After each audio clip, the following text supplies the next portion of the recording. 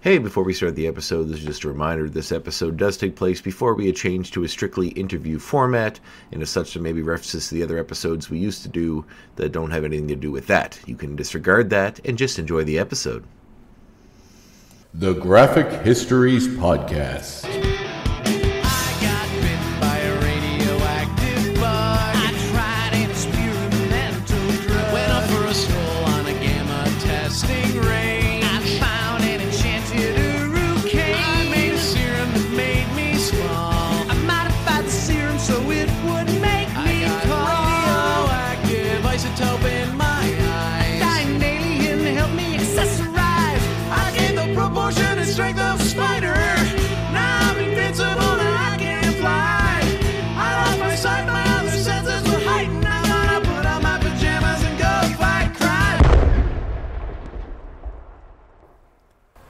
Welcome back to the Graphic Histories Podcast. My name is Andre Mayette, and I will be your host. I would like to thank everybody for listening to episode 1. I've got a lot of very kind feedback, a lot of wonderful words about what they had heard, and it made me feel good about this new endeavor that I've begun. Before I get too deep into this episode, I'd like to draw attention to our theme song. That song is called Superpowers and is written by Ukla the Mock. I was very lucky several years ago to be in contact with Rand, the lead singer, on social media, and I'd asked if I could use their theme song for a podcast I was doing at the time. He said that he would happily let me use any of his songs as long as I credited the band, which I'm doing so now and will continue to do so. I had failed to do it on the first episode because I was so excited. I totally forgot, and I apologize, Rand, if you happen to be listening. However, their song is awesome. Their music is amazing. If you're into nerd culture, if you're into comics, if you're into nostalgia, any of that stuff from the geek world, they are definitely the band for you. I'd highly suggest looking them up. You can find them on Apple Music and any of those sort of platforms. It's well worth a listen. They're a lot of fun, great tunes, and you will thoroughly enjoy them for sure. So, as I'd mentioned at the end of the previous podcast, I was hoping to change the format of the podcast up a little bit as time went on. I was hoping to add featured interviews with various people in the comic book world, be they writers, artists, colorers, inkers, anybody within the realm, comic store owners, anybody like that. And I hope to splice in one of those interviews, hopefully once a month. And I was very lucky to be able to get Ed Brisson to be my first guest, and he is the subject of tonight's interview. Ed was a really awesome interview, especially for my first time. I am getting my feet wet in this sort of interview world, so I hope it went well. It seemed to go well on my end. I tried not to talk over him. That might have happened a couple times. I am getting used to this format, so I apologize if I've done anything incorrectly, and if there's any people that are used to interviewing out there kind of cringing at some of the way I conducted myself. I hope not. I think I did fairly well, but this is all new to me, and I hope I will be better in the future. So yeah, Ed is involved with Marvel Comics right now. He writes Ghost Rider, he writes New Mutants, he was writing Punisher versus Barracuda, which has just been sidetracked a little due to COVID-19. However, he's written a lot of creator-owned books prior to that. He's written books through Image. He's done a few things for DC, and he had a very interesting story, and I was very much enjoyed talking to him. So there's not much going on in the comics world right now. I kind of skimmed through the news, and due to COVID-19, things are still not going very quickly at the moment, so I won't bore you with any industry details. I think we should just go straight into the interview. So this is my interview with Marvel Comics writer Ed Brisson.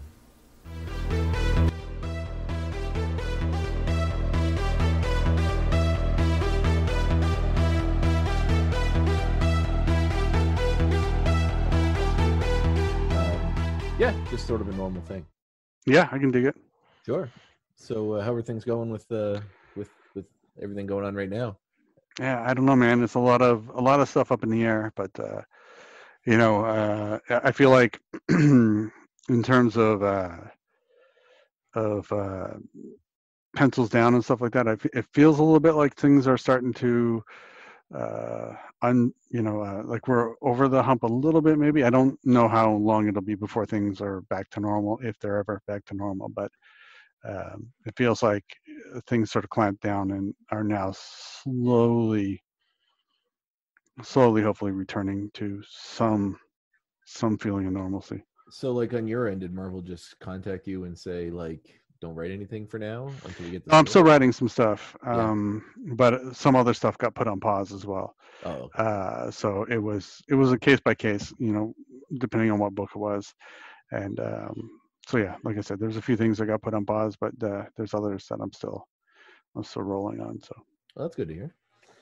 Fantastic. So, where are you? Where'd you grow up? Where are you from? well, I was born in Toronto Mm-hmm. and moved to Oshawa, Ontario, when I was I guess 1.5, where I lived till I was 14. When I was 14, I moved to Kelowna, BC. 21, I moved to Vancouver, BC, and then, well, just 2 years ago, I moved here. Yes, here being So Halifax, right? here, yes, that's right. Yes, it's fantastic. So when did was it a direct path for writing for you, or is that something that came? No, so I initially, like, I've always been a comic book fan, and I started out. I wanted to be an artist. I wanted to be Todd McFarlane, honestly. And so, like, I was always drawing from a pretty young age, and I guess when I was about, I don't know, I was about 16, 17, I started sort of just trying to draw comics. When I was 18, I figured, I'd try and start submitting to publishers or just do some creator own work. And this would have been like 1993, 94. So the internet was really still in its infancy. There was some BBSs around, but they were not, quite what the internet is. Now, would this be the time when you had to write the company for them to send you a package, a submission package? Yeah, that sort of Okay. thing. Yeah. But I wanted to get some. I didn't know that was a way to go about it. I didn't know anything really, and so through my local comic shops, I'd asked, if any of them knew any comic book writers, Mhm. and I met two different guys who both wanted to be comic book writers, not artists. And I was looking to do like this is right around when Image sort of launched, so I was looking to maybe do some creator own things that maybe we could pitch to Image, and or at the very least, I could put together a portfolio to send to Marvel. And Was Marvel always the end game? Marvel was always like, I remember right around 1993, around the same time, 94, I had a job interview to be an assistant manager at a toy store, and they asked me where I saw myself in 5 years, and I said living in New York, working for Marvel. I didn't get the job. Do you feel like that was the reason? I think, yeah, that was one of them. I definitely wasn't a long-term assistant employee. You probably dodged a bullet. Assistant manager, sorry. But yeah, I met these two guys in Kelowna who both wanted to be writers, and both of them were difficult people. They were kind of jerks. Are they established writers in the industry now? No, they just wanted to break in as writers. Okay, so they were in the same boat. They were amateur writers, like as I was an amateur artist. And it was just weird meetings that I'd had with both of them. In that they both really sort of held themselves up as the guys, like, this is their baby, this is their idea. It was would always be theirs, and I was more like the guy who was just giving, just putting lines on a paper. So these are guys, based these on are theirs. people that want to be writers that didn't actually have anything out there. This is No, and they the same didn't. boat as you, really. But they weren't collaborative. But they really had like a huge ego about it, and it was really bizarre because they had no credits. And actually, both of them were terrible writers too. Like I knew enough about writing to look at their work and say, like, this was not good. Just really convoluted stories. One of them, I still remember the end page. The end twist was that it was all a dream, and so I was like, just I didn't want to start a relationship. I don't know what's going on up there. I didn't want to start a relationship like that. I didn't want to be involved in something like that. I knew it wasn't going to end well. I'm a pretty easygoing person, but I don't often have a lot of patience for that sort of relationship, I guess. Yeah, that's a pretty rough start when you're trying to get into it, and you hit roadblocks with people that have egos like that, especially people that have egos that are undeserved, which I feel like the writing community has a lot of those. I'll be honest. I also had an ego at that point. I do remember being 18 and telling my dad that I was probably one of the 10 best undiscovered comic book artists in Canada. Where did you rank in the 10? I was pretty modest. I think I put myself at about 5 or 6. Oh, wow. But I wasn't even top 10 in my city. Like, in a city of 80,000 people or whatever Kelowna was back then. So let's go back to that then. So were your folks always supportive of this as an Oh, no. They say they were. If you talk about it, if you talk to them now, they'll always say that they were. But both of them, my dad was a cop. My parents are split. My dad lived in Ontario still, but my dad was a cop, and he wanted me and my brother both to become cops. That was my backup plan for a long time. Was to become a cop. Yeah, when I was like a far cry from where you ended up doing. Yeah, for sure. But your brother pursue that? I was 18. My brother actually went through 2 years of police training and then never became a cop. Really? Afterwards, yeah. So, my dad. What's that? My mom was like, she was always like trying to get me to go into animation instead, because she'd read an interview or an article somewhere where less than 3% of people who try and get into comics actually manage to make it in comics and have any sort of career. Whereas at that point, I think it was like 94% of people who were trying to get into animation were successful. So at this time, like, we were in Kelowna and close to Vancouver that just opened a bunch of animation studios. So there was like a big a need for animators. But your parents both had very practical plans. Like your father had a practical career course for you to become a cop, and your mother looked at that you wanted to do something creative, and even and went the route of trying to find a practical way to do that by pushing you into something she researched as being a creative outlet, but also might be more stable. In her view. In her view, for sure, and both would have been much more stable than what I'm doing. But it's kind of funny because now that I've had a measure of success in comics, if you talk to either one of them, if you talk to my mom, she'll be like, your dad never supported you in doing this, but I always knew you could.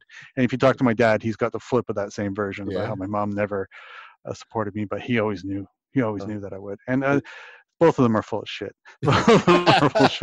Neither one of them supported it as much as they might. They're still playing both sides. Both sides, even now, which is hilarious. Yeah, and they both have some sort of weird revisionist view of history. I think a lot of people do. Parents do, especially.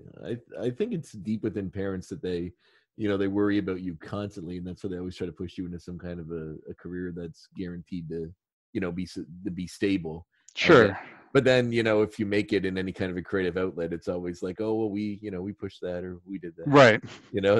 I instilled that in you somehow, and I don't know if over your success somehow. I don't know if they either, because neither of them is creative. I don't think like they're both still kind of scratching their heads as to where it came from. But I think they both.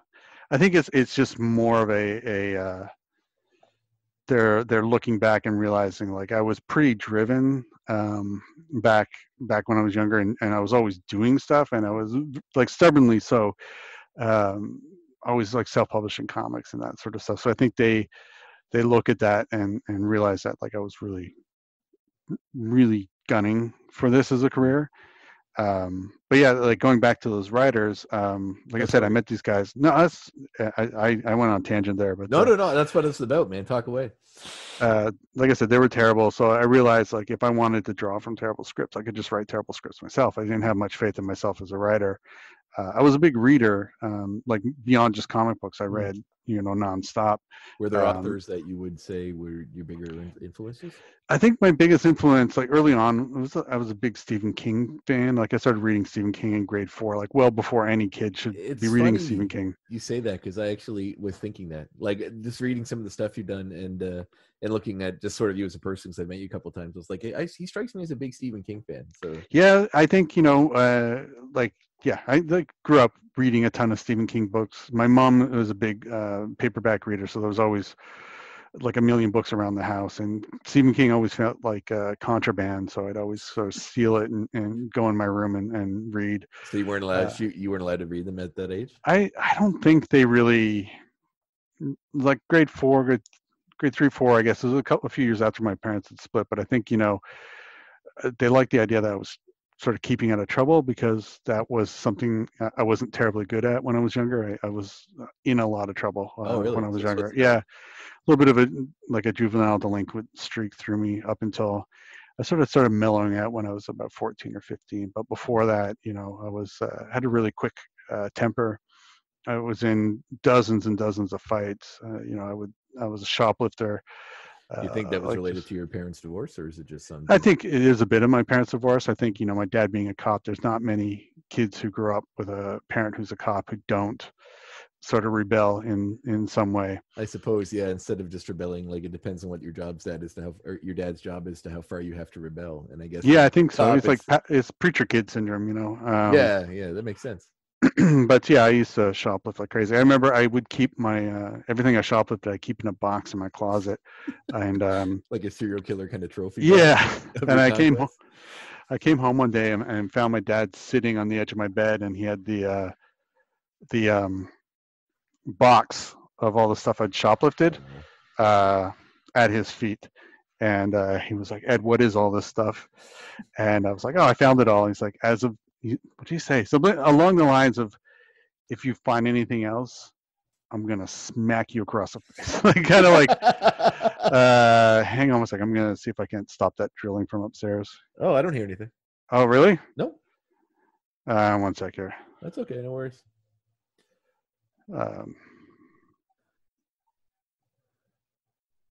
Anyway. I like how there's even a degree of willful blindness in that. I don't want to know where this came from, but if there's more stuff, then there'll be. Well, he knew 100%. My dad is one of the least trusting people. So he, like, being a cop, I think he always sort of will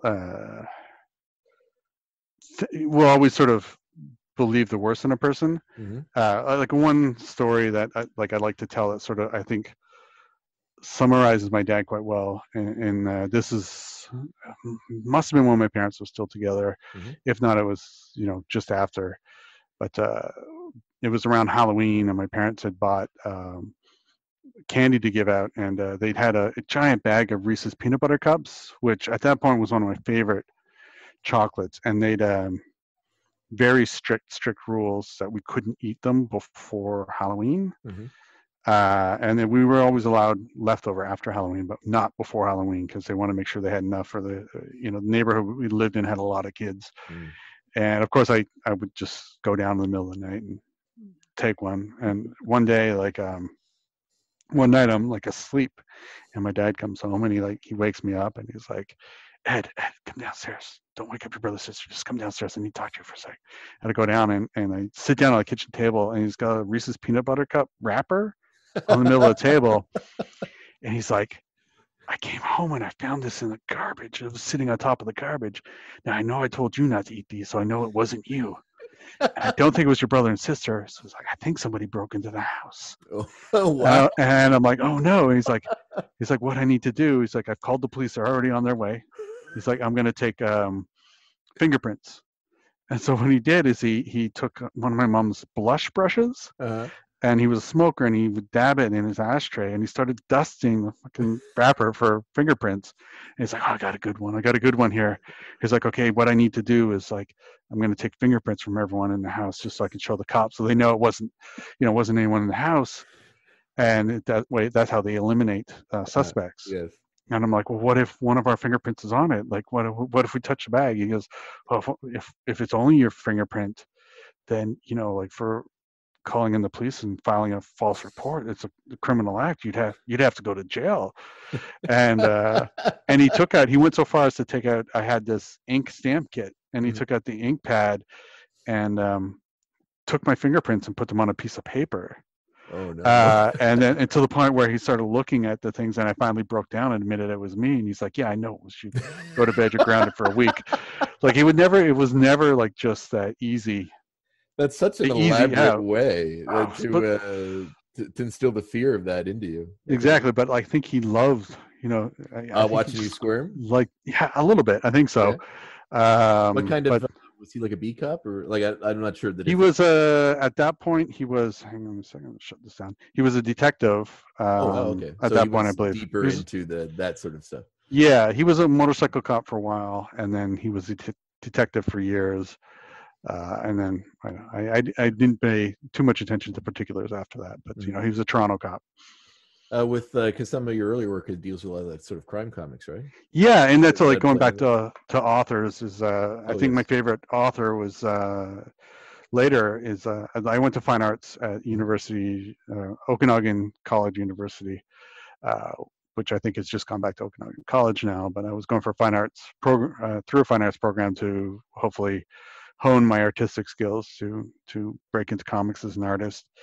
And during that time, I discovered Elmore Leonard, who I hadn't read before, and I bought a book of his from a used bookstore. And I read it the same day that, like, I just started reading it and couldn't put it down. Finished it the same day that I read it, and I went back to the same used bookstore, and then every other used bookstore, and bought all the Elmore Leonard books I could find. That's quite a few of them. He is a long he's like, I think 40 to 50 books I think he put out. And I was reading those daily, and I stopped going to school.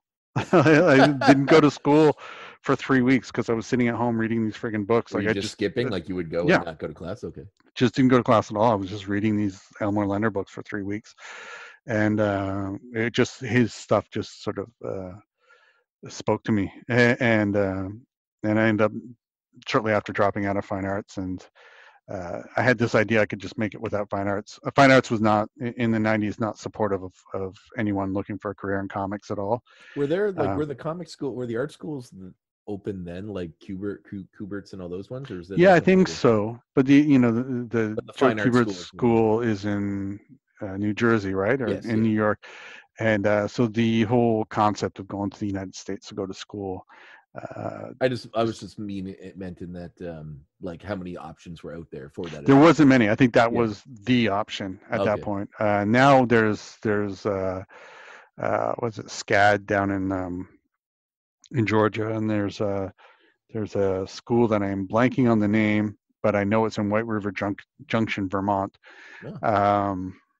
There's a few other schools that offer it as a program. Actually, even before I left Vancouver, I was going to be teaching as part of a comics curriculum at Langara College. So it's much more accessible now. But back in the 90s, you were really discouraged from doing anything comic-wise. I think I took a lot of really good advice from being in fine arts. One of my instructors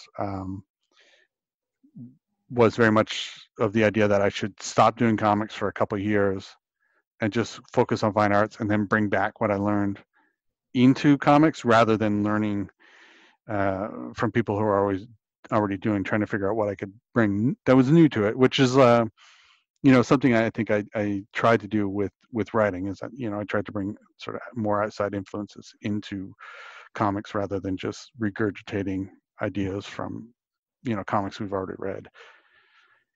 But yeah, like that, and that was about the time. Like I said, these writers I met, which I keep circling back to, but these writers, because they were so bad, I just started writing for myself and started developing more as a writer and taking creative writing courses here and there. Never a full program, but like I would take courses at 3 different colleges, I think, and just read every sort of book on writing that I could get my hands on. And I was writing and drawing all my own stuff from I think 94 until 2010. Everything I did, I wrote and drew. Do you find that with what you've learned through writing, do you find a lot of it comes from just, like, I know some writers immerse themselves in writers they like when they write, just read a lot of their books, like Elmore Leonard or anything like that.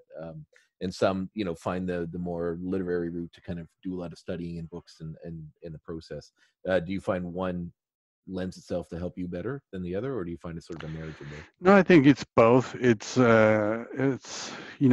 reading books and then understanding how stories are told and being able to recognize it when you're reading other materials, whether it's comics or watching film, or reading books, like understanding how people are structuring stories and why they're sort of making decisions that they make, and how they when they sort of hop out of a scene, and what your sort of character arc is, being able to know what that stuff is and then recognize it in the books you're reading, I think is helpful. So it's just both. I think you need both. Okay, so you've left the college, the literary college. Yes. And you're going into writing, looking into writing yourself now. You said you're taking classes. No, or reading? after I left college, I was still self-publishing Right. Yeah. mini comics that I was writing and drawing, mini comics and zines and stuff. So I probably Okay. did that for years. So I left college. So I started self-publishing starting in '94, and then I went to college in '95 to '96, and then I left college and was still just doing I was doing a lot of autobiographical, like sort of slice of life type stuff. I'd really at that point gotten into more of the like Fantagraphics and drawing a quarterly stuff. So I was a big Harvey fan. Pekar stuff, is that a like influence? Yeah, his stuff really never really resonated with me until later. But the Yeah, I stuff I think was there's into, like a world weariness that comes with it. Like you need to live a little before it really hits home. yeah, I When think you're so. younger, you can appreciate it as for what it is. When you get older and you kind of look at some of the more complex day-to-day drudgery emotions that he sort of talks about, I think it resonates with you a little more. Yeah, I think so. I think you probably hit it on the head there. For me back then, it was a lot of Seth, Chester Brown, Joe Matt, Daniel Clowes, Adrian Tomine, Peter Bagg. I was a really big fan of Hate. Oh yeah, I love that book. So like I was more into that sort of stuff at that point when I was in college. So for years I was drawing. I was doing like I said, autobio comics, sort of slice of life stuff. That sort of started with me breaking up with I'd been dating a girl for 2 years and I had a real bad breakup in '94. And I think 2 days after I broke up with her, a few days after I broke up with her, my dog died. Oh, And it was wow. just like all this stuff was going on. Oh, that's horrible. And then like 2 days later, I nearly died in a snowstorm while I Oh, was wow. trying to drive the Coquihalla Highway, which is the highway featured in that TV show Highway to Hell, I think it's called. Okay, what were you doing on Reality. that highway? Yeah, it can be pretty treacherous during the winter. Yeah. Anyway, so I was doing slice of life stuff about that. A book called Sob Story. Oh, that's a great title. So let's go back. What happened in the accident? Did you just hit the patch and go off the road? No, it was just like it was a lot of like it was like a lot of close calls on that thing. Okay. It was an incredible blizzard. We were driving through the storm. We almost got sideswiped by a car that had sort of lost control at one point. And the worst was we were coming off the ferry. We were going to Victoria, but we actually missed the last Victoria ferry, so I had to go up to Nanaimo and then drive down, which is still like not an easy drive in a snowstorm. And when we came off the ferry, when we were coming down, we hit a red light and I put on my brakes and it was just ice. So I just slid through it as a semi truck was coming the opposite way. And literally the semi truck must have missed my back bumper by about 3 inches. It was one of those life flashing before your eyes moments. It's funny and how then, those sort of moments put things in perspective. I went off the road once, and there's like a moment, like I skidded, I hit the side of a guardrail and almost went back into traffic, and then swerved and went off like one of the highways in Nova Scotia here, and went off the side. And I just went off the side at an angle that I actually drove down the side of the cliff. But if I'd gone straight over, I would have been done. It was like a 20-foot drop. But but there's a moment when you're just going that you just sort of like, well, this is it. It's almost like a weird piece in your head that you're like, yeah, here it is. Like it's hard to describe unless you experience it. Yeah, it's rough. And we had like right in front of us during the drive from Nanaimo down to Victoria, a car did go off the road. Oh, wow. And we, to this day, I don't know what happened with them. Police were there fairly quickly, and we got a police escort the rest of the way into Victoria. But yeah, I was doing, like I said, I was doing these autobio comics forever that were like maybe a little bit too raw about my own life. I had sort of like placed this rule upon myself that if I was going to do autobiographical comics, it had to be like warts and all. So I think some people do it to be the protagonist of their own story, to make themselves look good and show how they were wrong. But I was really trying to be open and sort of examine not only like how I felt maybe I was wronged in particular situations like this breakup or whatever, but then how I went and sort of immediately wronged someone else, like right afterwards, and was really pretty nasty to someone. And I tried to show it all, sort of warts and all, which, I now that I'm a little bit older, I'm like, Did you get blowback from friends and family or anybody that might have been featured in it for that, or is it just uh, something you felt like maybe you didn't not depict? really, No? not directly anyway. I'm sure that some folks who were featured in it weren't terribly happy. But my friends at that point were also all drawing Huh. comics and doing autobio stuff. So like, I was part of a group of a few people who were doing the same, and we were pretty mean to each other in our comics anyway. So it was not. I think there's no way that we could have upset Oh upset yeah, those yeah. friends. 'Cause you're I all doing the same thing. Yeah, I did have like I started dating a girl a couple years into doing these mini comics who broke up with me because she had said she couldn't handle the stress of wondering when she would appear in the comic and how I would depict her, Wow. which So was after kind you of broke up, did you then depict her negatively? Because it feels like no, it's no, a no. She self-fulfilling. was we were good friends. We're still good friends actually, Oh, that's good. but It's it was a like a thing that really, self-fulfilling prophecy then. yeah, it was a thing that just really stressed her out, which I, in retrospect, fully understand. Um, Well, but as yeah, you're married now, does your wife play any of your existing work? no, I've stopped doing autobio comics years ago, but I think towards it, like my wife and I have been together now for 22 years, I guess. So early days, I was still doing. I went from doing autobio mini comics Hmm. to when I was in college, university, I would do autobio, and I had a web comic up for a while that was autobio, sort of one-page vignettes. And my wife is in a bunch of those from back in the late 90s or early 2000s. Uh, I don't think I was ever overly mean to her. I was at that point. It was really sort of. Um, I wasn't as maybe raw with the strips as I had been earlier in life. So when you say that you were a bit too raw, do you mean like it was just like in exchange of story, it was just more like driven emotion, or was it Yeah, it was not exchange? even that. It was just like I said, it was just showing sort of everything. Like I know my parents read them, and there are pages where I'm walking around with my dong out, on the page. I'm like, I don't know that my parents needed to see that, right? I see. But at 2021, I was like in such search of the truth Oh and yeah, wanting to be as honest as possible yeah. about my art that I felt I had to show everything.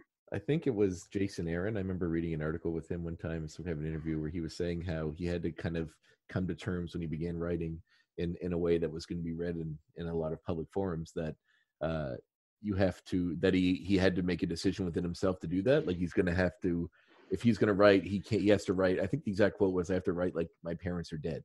Like Yeah, no, that's, yeah, everyone you know is dead. Like they're not going to read what you're reading, so like you can't be embarrassed what you're writing because what your family thinks shouldn't play into it because it's just going to live. right.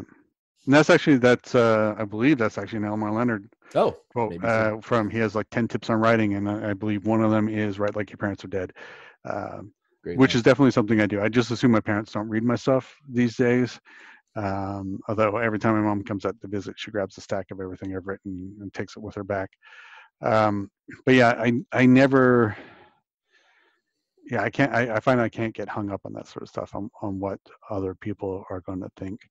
Cause yeah, it just kills momentum and you start second guessing everything you're doing. And it just takes the energy out of the writing. Yeah, I can imagine so. Okay, so you did the zines and then the autobiographical comics. So what was the Hmm. next step after that? I did that for a long time. So I did the autobio stuff and zines from, like I said, 94 to 2010. And I did a lot of web comics during that period as well. Um, and then in 2010, it was actually on my birthday, sort of had this moment where I realized that I hate drawing. I really dislike drawing, even though that was a thing I thought I wanted to do forever, because I just didn't like the process anymore. Uh, I just didn't like anything about it. It frustrated me to no end. My style is very cartoony, so it didn't really. I found that I was writing to my style, so I wasn't really writing stories I wanted to write because my style wouldn't have worked with those stories Interesting. Okay. as well. And so on my birthday in 2010, I made the decision to stop writing or stop drawing, sorry, and focus only on writing. And so I started writing short crime stories.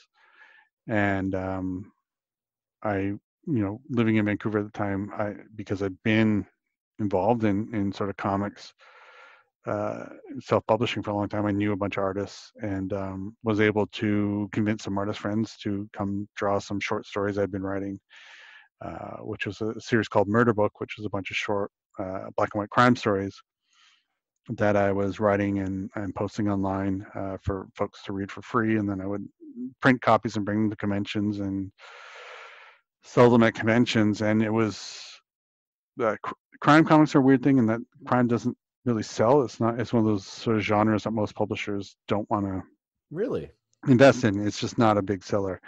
I didn't realize that. I didn't think it was. It seems like there's a decent abundance of them. You would think, but like if you start looking at it, like a lot of the crime books are Ed Brubaker books, and Ed Brubaker sells. Yeah. Crime without Ed Brubaker is a harder sell. Jason Aaron has done some, but once again, Jason Aaron.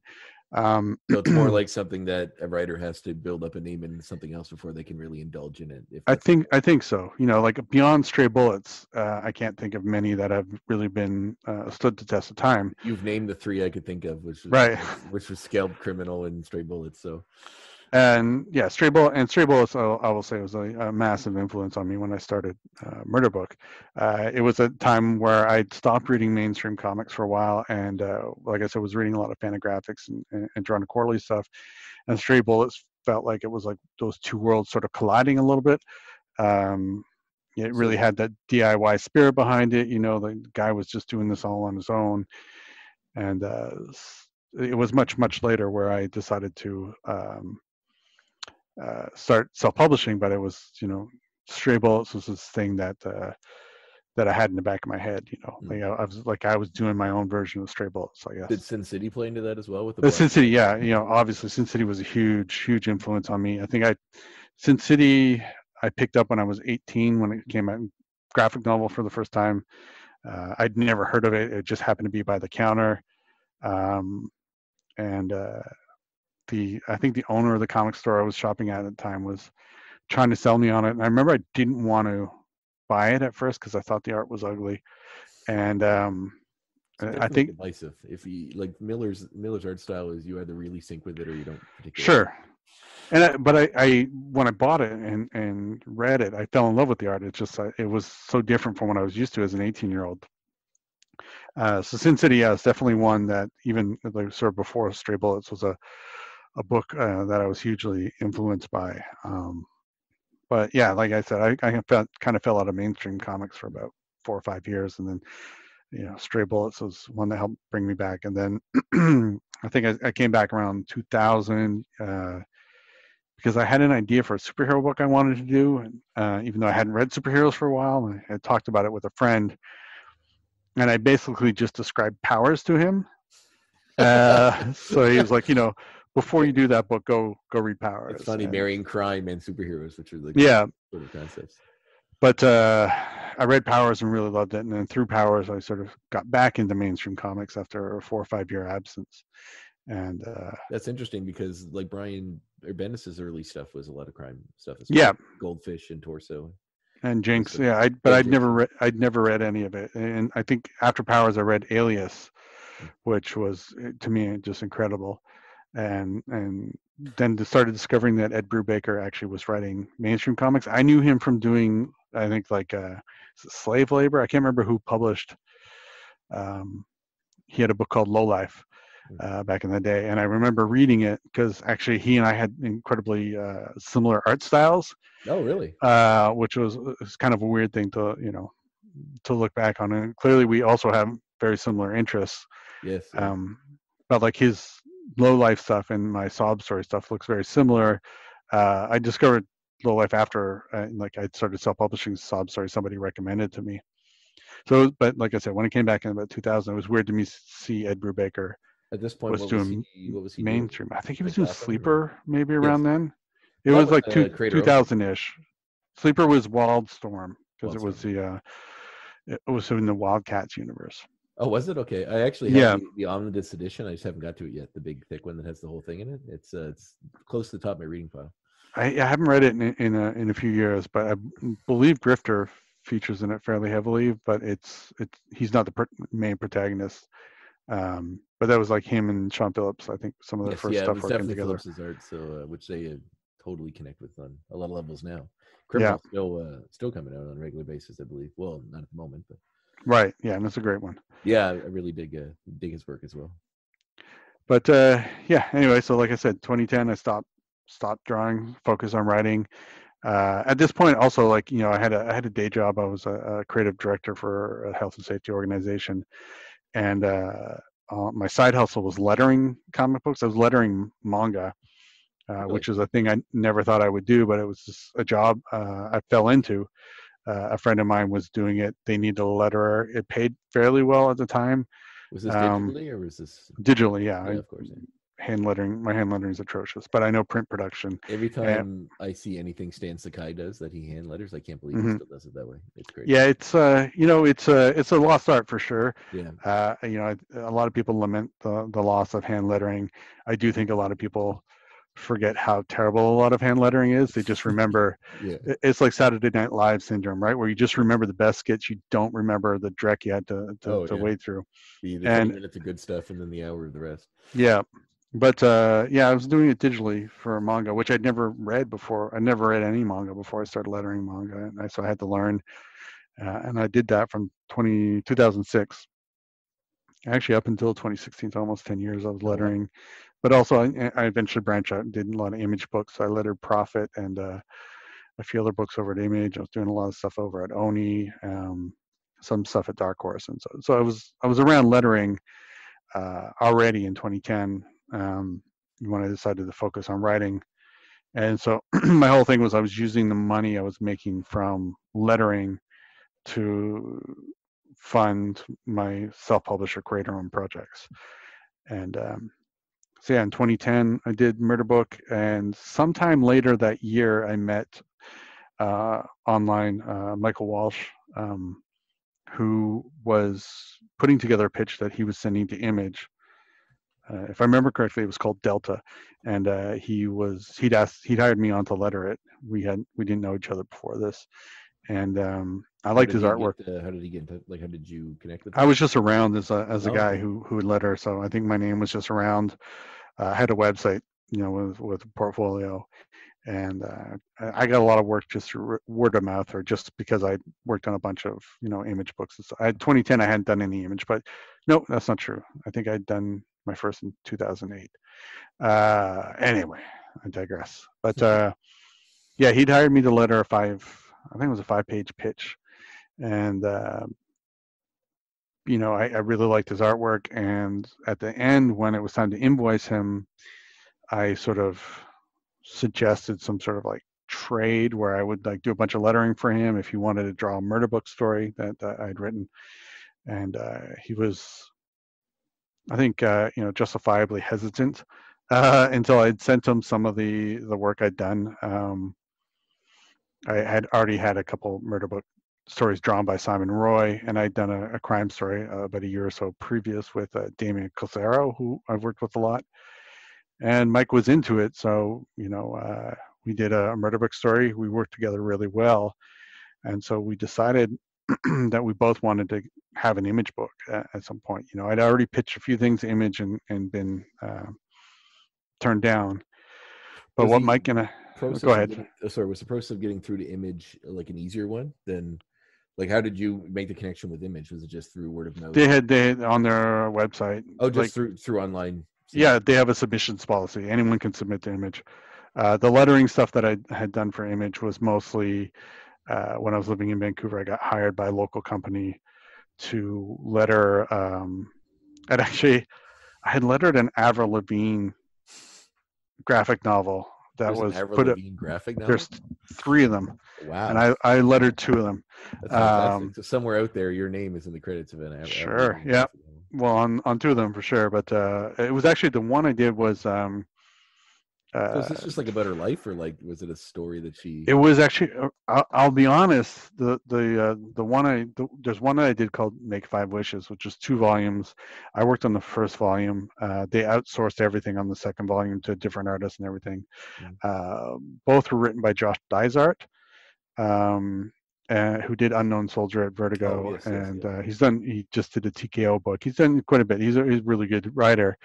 The artwork was by Camilla DeArico. On the first volume anyway. They outsourced the second. I will say, like, it's an Avril Lavigne book. You don't expect much, but that book it's actually quite good. Really? And super dark. It's so much darker than I thought. I love the idea that like some mothers want to buy something for a teenage kid that just in Avril Lavigne, picks this up and brings it home and then exposes them to some super dark story. Oh, it's something else for sure. But very interesting. I might try to look this up. Yeah, it's Make Five Wishes. It's called. Make Five Wishes. But then in Vancouver, I got hired by Camilla DeArico, who drew Make Five Wishes. She got hired to do an image series called Sky Pirates on Neoterra, which was like a game, and then there was a comic tie-in. And because I'd already worked with her on the Avril Lavigne book, she had requested me to come over and letter this book, or recommended me. It was a local Vancouver company who did that one as well. So that was my in as a letterer for Image, but I'd never spoken to anyone, like, because when you get an Image book, you don't work within a company. They just greenlight. It's more like a co-op, like, the production team puts it together, then they kind of hand it off to Image, and then it goes out to print. So it's literally just giving them the finished product that's under the print. Yeah, essentially. So even though I'd lettered for Image, I didn't have any sort of in nor connection with Image when I was pitching books as a writer. And like I said, I pitched them a few things. I got none of them got picked up. One came very, very close and just didn't happen, which is too bad. But like I said, Michael Walsh and I had this this plan, which in retrospect is a ludicrous plan. But at the time we were all about it, and we just knew we could make it work. And that plan was that I was going to come up with a pitch, write the pitch, so when you pitch a book to Image, you need a cover. You need 5 pages of art, and it's a cover with a logo. You need 5 pages of completed art, so that's like drawn, colored, lettered. You need an outline for what the series is, and this essentially that's sort of it. So I would write up everything, and then I would hand it off to Michael. Michael would start drawing it, and while he was drawing that one, I would start writing a new pitch. And our plan was just every 2 to 3 months, we were going to send in a brand new pitch. Just keep hitting with pitches. Any ideas we could come up with, we would just sit down, figure it out, put it all together, send it off. That's a great idea. And we did that. It was our second book, our second pitch. Your second pitch, wow. That got picked up by Image, which was a book called Comeback, which ended up being my first book. Came out in 2012, later 2012 through Image Shadowline. But yeah, our plan was to try and do it for a year. We were going to keep it up for a year to see if we could break it in. Well, thank God you have to keep up with it. Yeah, it was an exhausting process. And I think that when you pitch a book, when you come up with this idea, it's hard to let it go. But we were very much on, like, we have to let these things go if they're not picked up, and just move on to the next thing and just kind of keep grinding. Like, what's that? Return to those ideas? Like, once you have to throw it aside, are you able to go back and pick it up, or do you feel like you have to move on? I have not successfully done. There are 2 early pitches. One that the first one that Michael Walsh and I pitched was called 5 Years, which is just a straight crime book about sort of a bank robbery gone bad, and it's a fallout from the bank robbery. Okay. Someone knows that someone still has the money, and everyone wants it. The guy who got busted for the robbery is just about to get out of jail, and so his life is sort of in the crosshair. His family's life is in the crosshairs. Super depressing story, but I liked it quite a bit, and it's one I keep wanting to go back to, but just haven't.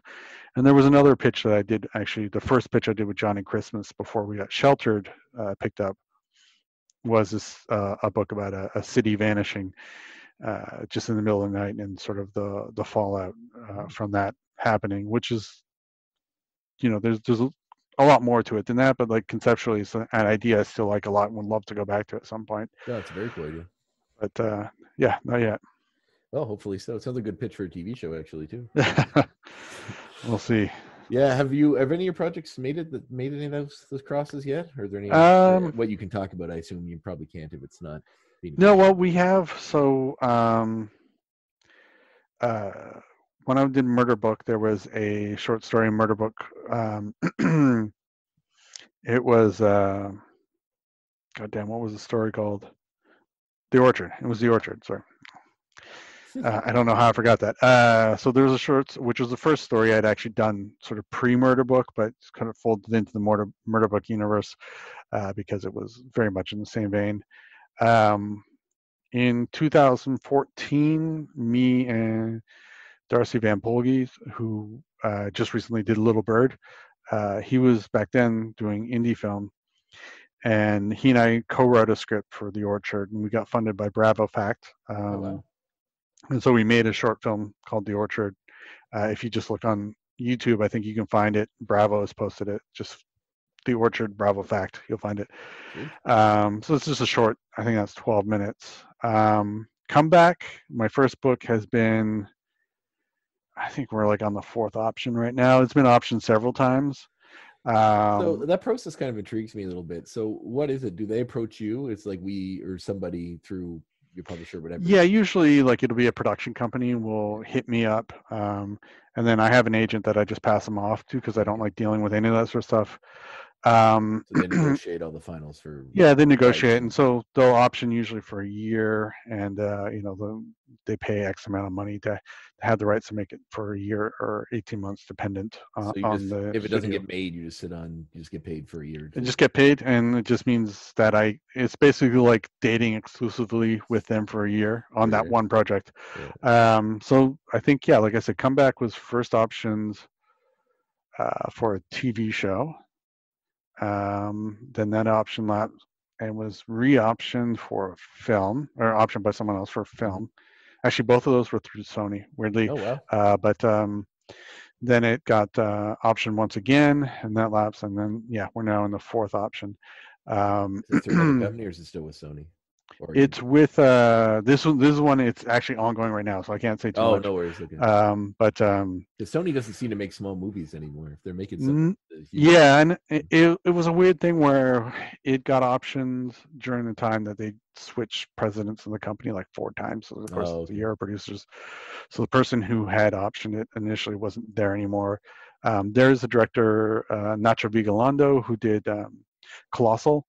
If you've seen Colossal, he did a film I love called Time Crimes. Fantastic. Yeah.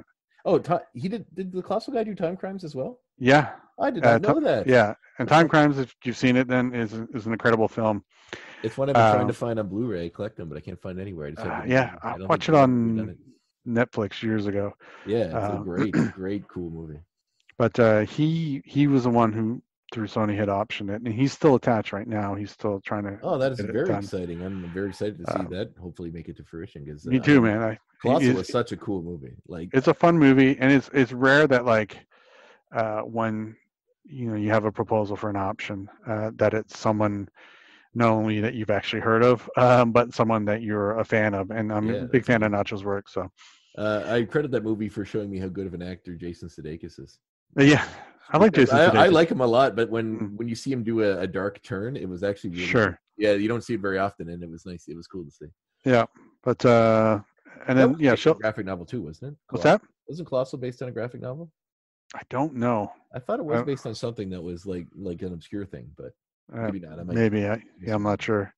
And then Sheltered has been optioned a couple times now, so we're in the middle of the 2nd or 3rd option on that. That's fantastic. And a couple other things have been optioned. Nothing obviously has made it to the screen. There's been a lot of like there's been interest, and it seems like everything's gonna going well, and all of a sudden, just like it will happen. Like you will spend months working with like producers or whatever, and it seems like everything's great, everything's good to go, and then literally overnight it's just dead. It's just not happening. I think it was Nick Nick Offerman's book I was reading, his first book, when he was talking about like when you were young. It sounds very similar when you're like a young actor and like you're just trying to get your name out there. You audition for a part, they bring you back in 3 or 4 times for rooms of people you have to keep auditioning. Then eventually you're down to like the final 2 before they bring you in for the final audition. You have to fill out all the paperwork. So and like they show you the numbers for what they'll pay you if the show goes on for years. And you go through all this for months. You're like sick worrying about it, and then you just the next day, nope, not you. They want the other guy. Yeah. Just like, and it'd be so nerve wracking. I'd imagine to be on that end of it would drive you nuts. The first time it happened, I was really excited about everything. I'm like, okay, cool, this is it. I'm gonna be, we're gonna have a movie made based on something I wrote. That's so cool. Now I'm like, wake me up when it happens. Like I'm not to say I'm not excited about the idea of somebody turning something into a film or a TV show, but like at this point, I just can't get too excited until it's actually really happening. Would you be involved? Would you have interest in being involved in any kind of a way with the writing or the direction, or would you rather leave it to someone? Not with the direction. I when I was back in 2002, I directed a couple short films because I had some interest in film. I've always been a giant film. Yes, film I noticed nerd. that. I noticed you post a lot about movies you watch, and I do as well. And it's Yeah. A lot of the things you post are movies I've seen as well. So it's we have a very similar vein in that one. Yeah, I've noticed that. But anyway, I made a couple short films, and I hated the process so much that I like the idea of writing for film or TV, but not being on set.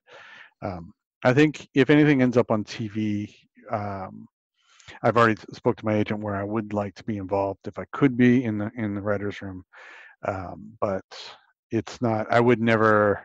Not at this point anyway. I'm happy Not a with deal breaker for you. not a deal breaker. I'm happy with the work I have in front of me already. It would just be something that I think would be really interesting, but I don't want to. It's not a make or break for me. I do some acting, and I was in a Stephen King movie a few years ago. They filmed here called Big Driver. Okay. And the writer of the film was Richard Matheson's son. I can't remember. Oh yeah. Yeah, I think it's Richard Matheson Jr. maybe or something like that. So he was on set every day, like watching, like right there to didn't make any changes and watch this sort of thing. So I wasn't sure how deeply involved the writers were on that level. I figured it just got sent off and that was it. But he was there every day and watched. I was right beside the director. So yeah, I think it's dependent. I don't think that's always the case. But I don't have enough experience to really speak to it with any sort of authority. I hope that's not the case. Being on set every day sounds like a special sort of nightmare to me. Yeah, I would imagine so. He seemed to be enjoying it, but I imagine it was also probably his 100th time he's done this. Okay, so Image, and you got Come Back, and then yeah, Come Back. So what was next after that? Well, Come Back came out in November of 2012, and we lucked out, I think.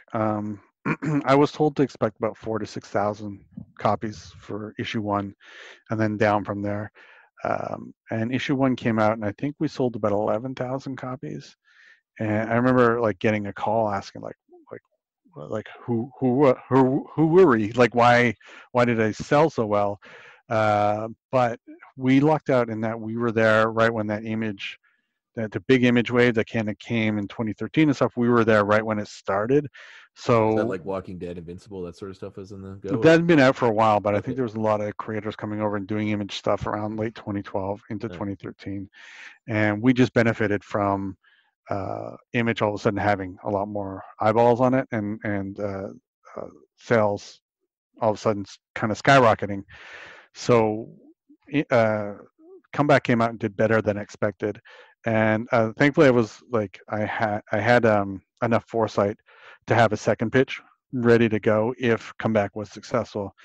And I think within a week of the first issue coming out, I sent in a second pitch that Johnny Christmas and I had done, which was Sheltered, and that was almost immediately greenlit because Comeback had done so well.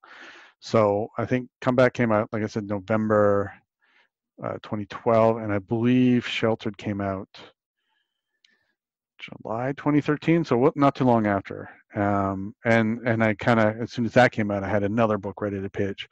At that point, I'd been self-publishing for 18 years. I was finally at the place where I wanted to be 18 years ago. And so I wasn't, now that I felt like I had a foot in the door, I wasn't about to let the door close on me again. So I made sure I always had things lined up to pitch and was just working nonstop to make sure I could just keep going. And so I did, Comeback, I think, ended in, so Comeback was November, December, January, February, March. So actually, I think Shelter was May because it came in within 2 months of Comeback ending. And then while Shelter was coming out, I pitched another book called The Field, which came out, early 2014, and then another book called The Mantle, which was like late 2014, early 2015. We have the first issue of The Field over there in the corner. There. Yeah. And then The Violent, which was the last book I did at Image, which was 2016. So for 4 years, I was pretty steadily putting out books over at Image, and just trying to keep things going. And then during that time, I started to get interest from other publishers. So I did a couple books over at Boom. I did creator-owned called Cluster, which is sort of a gritty space sci-fi thing, and a book called The Last Contract, which is an amnesiac hitman and his incontinent dog. I did some stuff over at IDW. I did a series for 24, the 24 of the show. I did a comic series based on it. I was doing Sons of Anarchy over at Boom.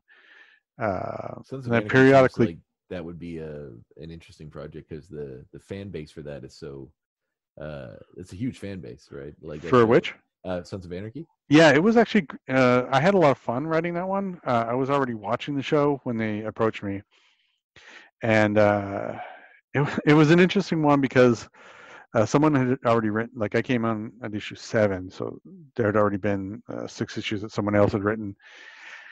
And having written the show, I came in and started banging out these ideas that I had. Because I'd actually had one of the pitches that I never sent in the Image was a motorcycle gang book called The One Percenters that I didn't do because when I was going to pitch it was when I first saw Sons of Anarchy, and the two were so similar that I was like, I can't do this book that's just going to look like a ripoff of Sons of Anarchy. So I already had all this sort of material going into Sons of Anarchy. Also, like my dad was a cop and had dealt with motorcycle gangs quite a bit, so I was able to sort of pump in for some information. But yeah, it was great. Like I was saying earlier, so the funny thing was I came in issue 7, I started writing, and I was writing the characters talking how they talk on the show, which so was a lot of swearing. And my scripts would get sent off to Kurt Sutter's office. Mm-hmm. And so my script went, my editor sent it off there to see if they had any notes. And the note that came back was like, you can swear in comic books? And I didn't realize that the guy who'd written the first 6 issues hadn't sworn at all. Wow. No, there was no swearing in the first 6 issues. And so I sort of pleaded my case that, like, if somebody's coming from the show to read the comic, I think that, they want it as authentic as possible. Absolutely, yeah. And they had no problem with it. So we all of a sudden had swearing going forward, fantastic. Which I think helped make the comic feel authentic. It sounds dumb to say that we needed swearing to make it feel real, but I think you really did. I think like Growlix, like using those symbols instead of swear words, it's not gonna work. It's almost makes it cartoony. Yeah. Even if it's a very serious story, once you see like a bubble with that sort of those symbols, it takes you out of it a little bit, I think. Yeah, I always found that too. So yeah, Sons of Anarchy was great, and like my scripts all went through the Sons of Anarchy office, so they had to sign off on all of them, and they were really great to work with. Oh, very cool. I've done some other licensed stuff in the past that can be a bit of a nightmare. Yeah, I was looking through some of the stuff. Wasn't there a crossover thing you did was it IDW? Yeah. What was it? It was something Ninja Turtles. That's what it was. Files crossover. How was that? That was weird. I pitched to write something on Ninja Turtles about a year prior and didn't get it. But I'd kept in touch with the editor. So when they had this thing come up, I'd they phoned me and asked me if I wanted to write Ninja Turtles. I was like, yeah, and they're like, but it's an X-Files crossover. I'm like, what? And I honestly, when they told me, I'm like, that just sounds like the dumbest. Like, how do you make that work? Yeah, And like X-Files is built on this sort of this legacy of like never showing you everything. You know, like you just sort of see the monster, you sort of see the alien. Like to show overt proof that mutants exist by standing beside one and talking to one sort of debunks everything X-Files is built on, really. kinda, yeah. I don't know. I feel like X-Files, especially later seasons, had sort of given up on whether or not things do or don't exist. That is true. Did you watch the newer seasons they did? The last two? I got about halfway through. I never finished for whatever reason. I highly suggest the standalone episodes. Those are by far the best. Anything that, like, in the new season especially, they do an amazing episode dealing with the Mandela effect. Right. And, they basically write in a third member of the X-Files team that nobody remembers. Right. And it's very well done and very clever. They even recut the intro and old scenes from the show with him in them.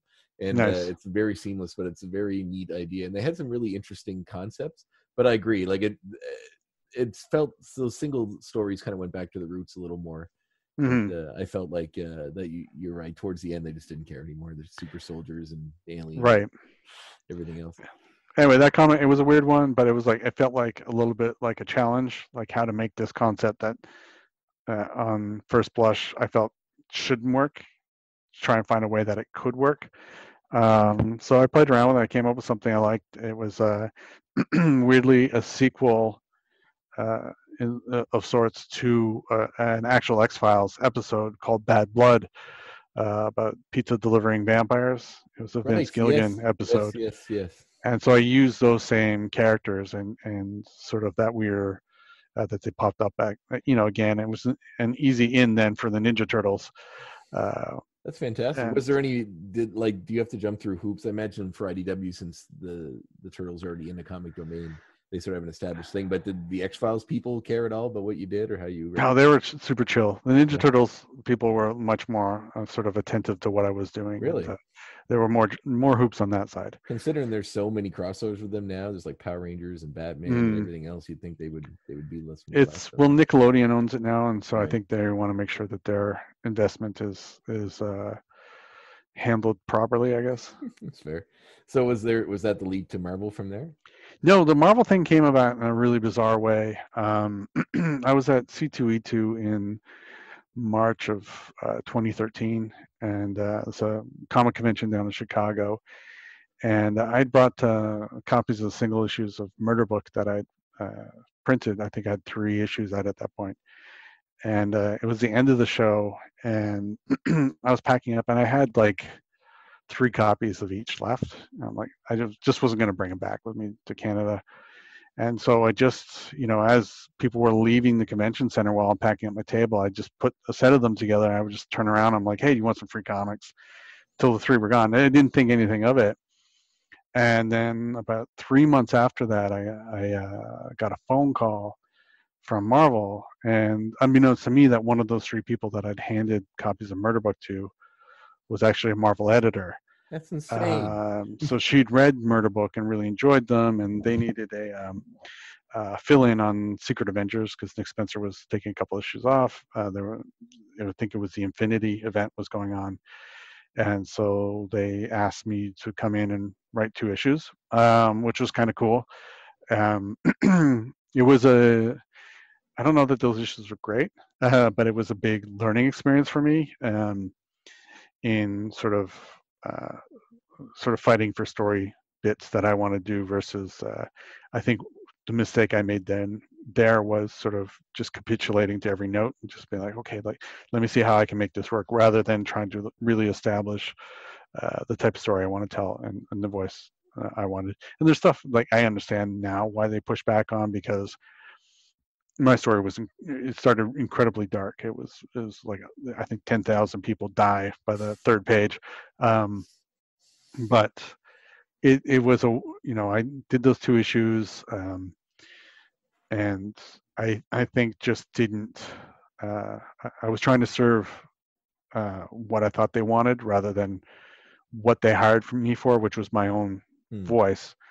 And It's got to be difficult as well going into like a book that's been established by someone else and writing a film story, because they already have something they're doing, and to throw in, your idea in the middle of it can probably be it's nerve-wracking because Nick Spencer's a well-regarded writer, and he's been writing that series up until then, and all of a sudden you come in and you're the other writer, you're the fill-in writer.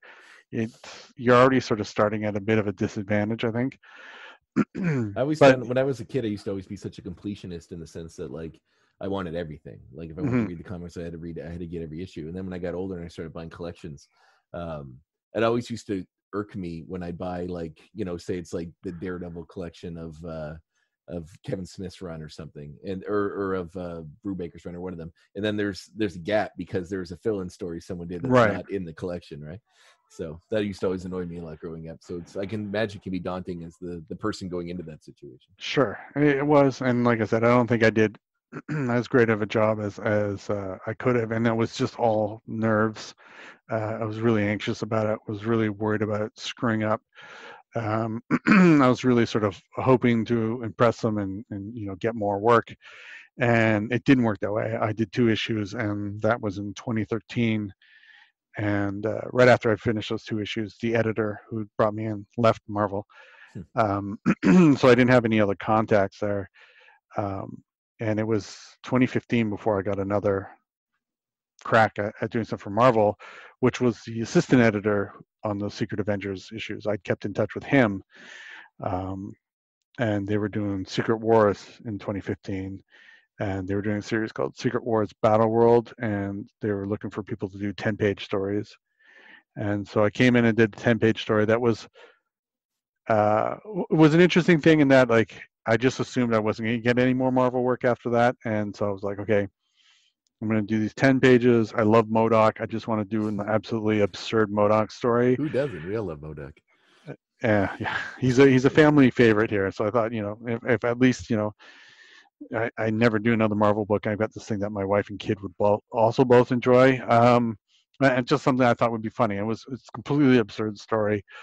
The Secret Wars thing was about how all the different multiverses were sort of in one big land, and my story was basically that MODOK wanted to take over and overthrow Doom, and he felt like the only allies he could rely on were MODOKs from different multiverses. So he built a machine to bring all the MODOKs together. I read this. I do remember reading this. Okay, yeah. Yes, it goes badly. It goes real badly because there's too much ego in the room. And anytime any writer does anything with MODOK, I always get a huge kick out of it. I think, was it Next Wave, Warren Ellis' series, where they really went out to lunch with him, and I remember really enjoying that as well. So that Next Wave book is just great. Oh, I wish you would have done more. It was so great. Anyway, so 2015, I did early 2015. I did that MODOK story in Battleworld, and then once again it was like a year and a half. My editor on that also left right after that story was done. Good bad luck for keeping editors. Yeah, I feel like I was a kiss of death for editors. And then I got a call in the Marvel forum. Sorry to stop you, but just another question I had. I imagine it's much different with Image in the sense that, does Marvel just say, "Here's your writing job. This is your artist"? You have no say in that, I assume. It's not necessarily that clinical. No, they would, like, when you're starting out, usually they'll ask you, "Hey, are you interested in writing this?" In those cases, like, I don't think you generally have much say in who the artist is going to be. You can certainly suggest people. As I got more Marvel work going forward, I felt much more comfortable in suggesting artists, and I've turned down. They've asked if I wanted to write. There's a couple books I've turned down over the last however many years for a myriad of reasons. One just felt way too daunting to take on, and another one was just didn't feel like I was the right fit, depending on the thing. But usually, if I am hired to do a series, the writer usually comes on before the artist is there. So a lot of times now, the editor and I will sort of have a conversation about what sort of style art we're thinking and making sure we're on the same page. Sometimes they'll present you with some options, some people they're looking at. Sometimes they come and they're like, "Hey, we have this artist. And sometimes I'm like, I'll suggest an artist I want to work with, and it all depends. It seems to never really be the same way twice. And the other question I had in the Marvel forum is, if you want to use a certain character, like say you're given a book, and you need to use characters, is there like a dude, like a guy whose job it is to monitor where characters are in continuity and stuff? Is there, or is it just sort of? Not really. I always wondered about that because it seems like that would be an insane job to keep track of. What there is each office. So there's like Spider-Man office, there's an X-Men office, there's an Avengers office, there's I know there's an office I'm forgetting about, but so you have like these sort of different offices that handle particular characters. So they'll often, like, say if I'm writing I don't know, if I'm writing an X-Men book and I have Thor in it, right? The Avengers office is going to want to know what I'm doing with Thor, and they'll often do that sometimes with the secondary and tertiary characters too. Some are a little bit more lenient, some are a little bit more protective of characters. It all depends. There's Fondrel in the story. You need to run it by them. Yeah. It all depends. Like sometimes, like I said, they're pretty lenient and they understand that these stories happen, and it doesn't invalidate what they might be doing with the character later on. I've had cases where just minor characters I wanted to use, I was denied because they were going to be popping up in another book in a month or two, and they needed to protect that character. Even if I in one case I wanted to use a character as a bouncer at the bar with no name, and I couldn't use this particular character because he was going to appear in another book in 2 months afterwards, and they wanted to make sure he was protected. And when he did appear in that book, 2 months later, he was on like 2 panels and he was gone. So it was like, you can get some that are overly protective of the characters, which is fine. I'd rather that folks are a little bit overly protective to preserve continuity as much as possible, rather than having a character that's just popping up everywhere and all of a sudden I can agree with 5 stories don't make sense because they each contradict each other. It seemed like Marvel had that issue with Mysterio years ago when they killed him off in Kevin Smith's Daredevil run, and then he popped up in Spider-Man like a week later, and then something else, and then they tried to go back and retcon it with different things and robots and other people and all this sort of stuff. And that sort of happens usually when a character of any note is being killed. Everyone's sort of made aware, but we've run into that on books too. I think I had an issue where I was using Constrictor in Iron Fist, and I was partway through the first script, and I found that he died of cancer in another book. And so it actually ended up working to my benefit because we already had Constrictor there, and so I made it. It was Constrictor's sort of son, who, like, his sort of illegitimate son, who had a huge chip on his shoulder about Constrictor and was trying to be like a better version of Constrictor, like a nastier version, like better at being a criminal. But I guess he kind of flip-flopped a bit over the years. But this one worked. It worked quite well because we were using Sabretooth, and Sabretooth and Constrictor have a long sort of history together, and so the idea that somebody was running around in Constrictor's costume was really pissing Sabretooth off, and it actually weirdly gave me a lot of story meat to use. Cool. So Battle World, and then what was into the Battle World, and then 2016. I was and actually I was on my computer, and I know a lot of people will say, like, I was kind of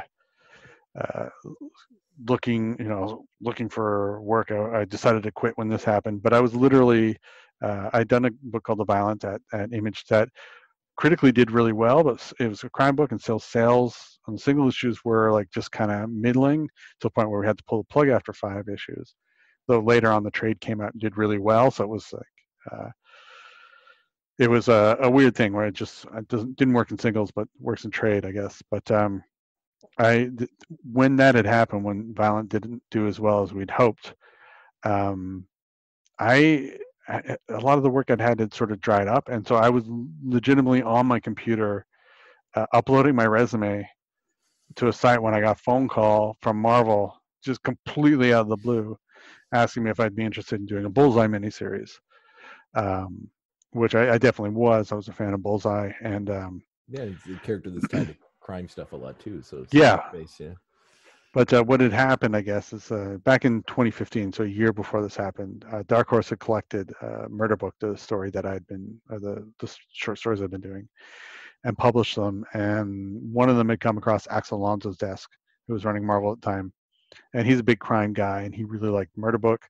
So he'd gotten one of the editors to reach out to me to put me on Bullseye. And so, like, thankfully, I actually stopped my resume from uploading and didn't have to take a part-time job. I had, when I took this book on, had sort of assumed, this is my third attempt at Marvel. So I had it in the back of my head that this would be, 5 issues, and then that might be it for me. I've been down this road before and it didn't work out. But thankfully, and actually with that, kind of what I did with Bullseye is I just wrote the kind of gritty, dirty crime story I'd want to read, and was 100% just like, this is just what I want to write. This is the way I want to take it, and it worked. And the book, there's a Bullseye miniseries, so it sold fine, but Marvel was really happy with it. And just as I was wrapping it, ended up offering me Iron Fist, and then I guess I was a couple issues into Iron Fist when they called and offered me Old Man Logan. And then just from there, they signed me up to an exclusive, I think a year later. So a year after I started Bullseye, I got signed to exclusive. So quite the journey. Yeah, it was a long thing, but thankfully, I'm here now. I'm still banging out books, and currently you're writing Ghost Rider. Is it the Punisher Barracuda miniseries? Yeah, so right now it's Ghost Rider. Punisher versus Barracuda was supposed to come out the week that they stopped shipping books, so that's still sort of in hiatus right now. It's done, so we're just waiting for when it's actually coming out. I'm doing Adventures of the Wasteland as well, which is sort of a spin-off. It is a spin-off from Dead Man Logan, and New Mutants. I'm writing New Mutants right now as well. Yes, excellent. So the Barracuda Punisher thing, you're bringing the Barracuda character into the regular Marvel universe. That's right. The yeah. Max universe, right? Yeah, because he's only been in Max stories before this. So this was. Was this something Marvel approached you, or a project you wanted to do? I'd been harassing Marvel to let me write Punisher for a little while. Seems like a good fit. Yeah, I think there's a lot can be done with the character, and the character's in an interesting place, I think, with everything that's going on in the world right now. But Declan Shalvey, who's drawing it, he and I have known each other for 10 years now, I guess. And he had a break in Injection where he was able to work on other stuff. And so Marvel asked him what he wanted to do. And he said he wanted to do a Punisher book, but he wanted me to write it, which I'm thankful for. And Injection's the Warren Ellis book, right? Yeah, that's right. Yes, that's right. Okay, yeah. So, yeah, I pitched them 3 ideas. The Barracuda one was the 3rd idea, which I sort of pitched them all at the same time. And yeah, it was. I think at first there was some hesitation about how to do Barracuda in the 616, how to do Barracuda where he can't swear and he can't have. Yeah, the character is very, very crass in a lot of ways. Very memorable, very cool character. I was actually hoping to see him pop up in some kind of Punisher show or movie or something they do in the future. But I'm one day bringing them into the actual M616 as you mentioned. But yeah, and they like the Barracuda thing. I think Axel, he talked to just made sure it was cool with everyone. And would Garth Ennis have any say in any of that, or does he? I'm not sure. I think they may have asked him about it, but because his a character who's been around for 10 years, but only in Max titles and never in 616. Yeah, he seems to flop between regular universe and Max universe Punisher stories anyway. So. But yeah, it was an interesting challenge though to try and write him without the swearing. Writing him is a lot of fun. I think just leading into the weird maniacal charm of the character, and it became a lot of fun to write. If you side note, this is totally outside of just the interview, but if you could pick someone, what actor would you think would best play him if they were to do him in a movie or television show? Man, I don't know. Um,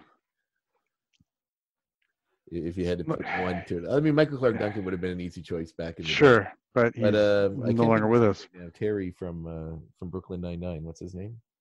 Terry Crews? Yeah, I think you'd be all right. But although he has a very wholesome look, I don't know if it'd be the right Yeah, image. I don't know if it would be the right fit for him. But yeah, like a younger Ving Rhames yeah, that would definitely be has true that too. look. But Very interesting character, and it's very cool to see him being brought in. So, mhm.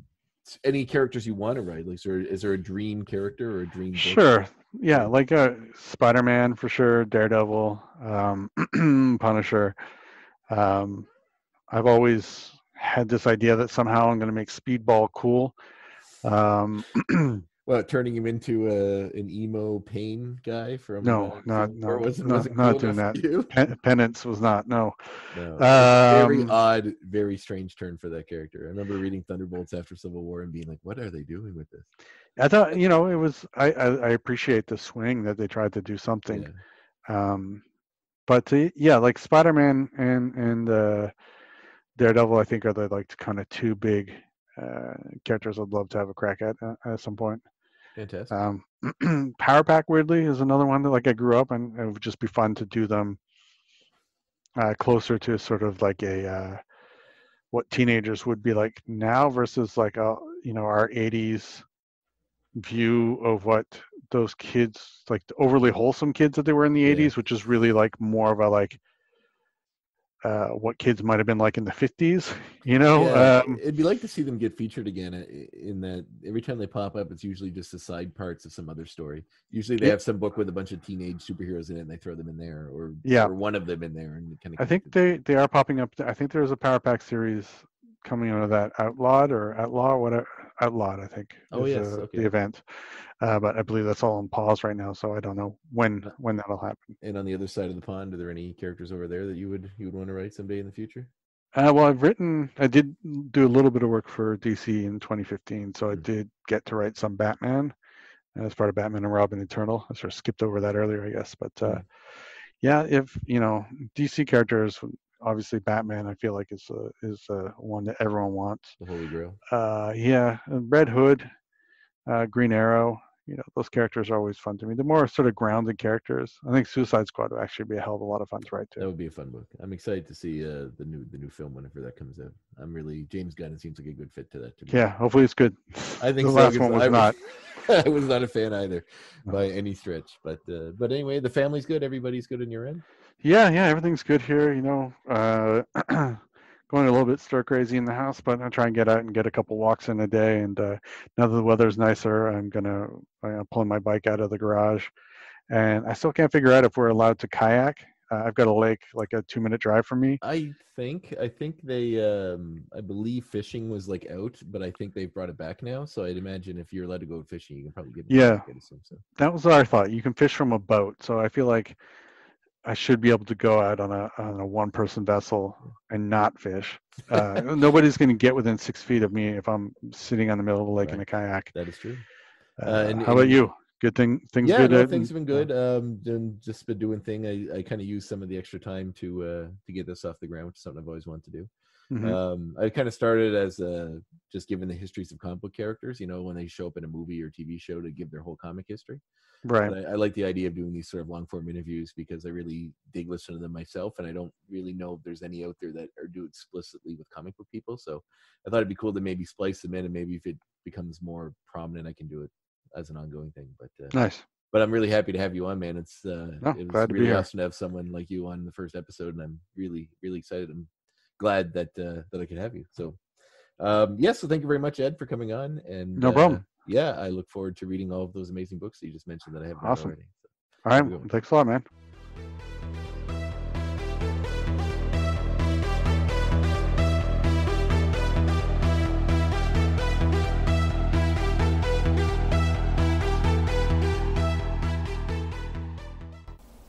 And that was my interview with Marvel Comics writer Ed Brisson. I cannot thank Ed enough for being my first guest in this show. Having a writer of his caliber be the first interview I did in the Graphic Histories podcast, it was a daunting task, and I jumped in feet first, and I hope you enjoyed listening to it as much as I enjoyed doing it. I had a ton of fun and learned a lot about the industry, about Ed's personal history, about the writing process, about everything really, and I can't thank him enough for being on. I hope to do a lot more of these as I really, really enjoy them. And if they really take off, maybe it'll be a separate thing, or maybe it'll be the main focus of this thing. Who knows? We're learning as we go along. Next week, I will be doing a feature on the comic book character Hush, the Batman villain who has recently been featured in the Batwoman TV show. So I look forward to learning more about Hush, and I hope you do too. Thank you very much for tuning into the Graphic Histories Podcast. My name is Andre Mayette. It's been a pleasure being here with you, and I can't wait to see you again.